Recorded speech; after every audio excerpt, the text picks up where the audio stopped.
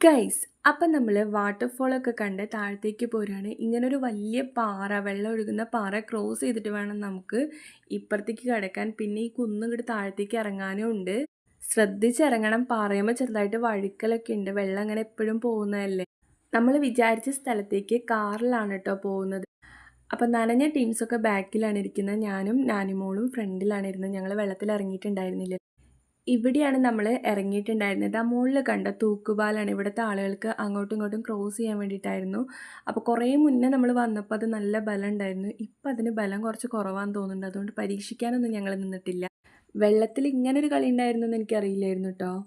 വെള്ളത്തിൻ്റെ അടിയിൽ ഇങ്ങനെ തപ്പിത്തെറിഞ്ഞാൽ നമുക്ക് ഇങ്ങനത്തെ കുറേ ചെറിയ കല്ലുകളും വലിയ കല്ലുകളൊക്കെ കിട്ടും. അതിങ്ങനെ പിരമിഡാക്കി ഇങ്ങനെ വെക്കുക. എന്നിട്ട് ആരാണത് തട്ടിത്തെറിപ്പിച്ച് താഴത്തേക്ക് ഇടുന്നതെന്നാണ് ഗെയിം ട്ടോ.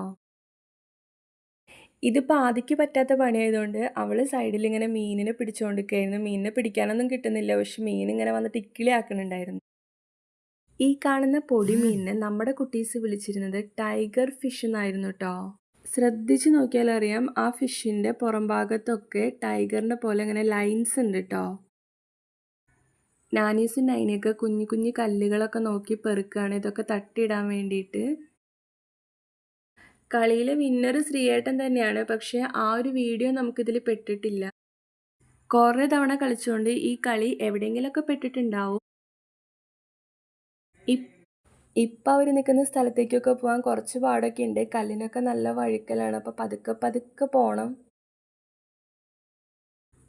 കുറച്ച് നേരത്തെ മിസ്സായിപ്പോയ ആ ഗെയിം നമുക്ക് ഇപ്പം ഇവിടെ കാണാം കേട്ടോ. ഇതിൽ പല വിന്നറിനും കാണാൻ പറ്റും. അധികവും ശ്രീയേട്ടൻ തന്നെയാണ് ജയിച്ചത്.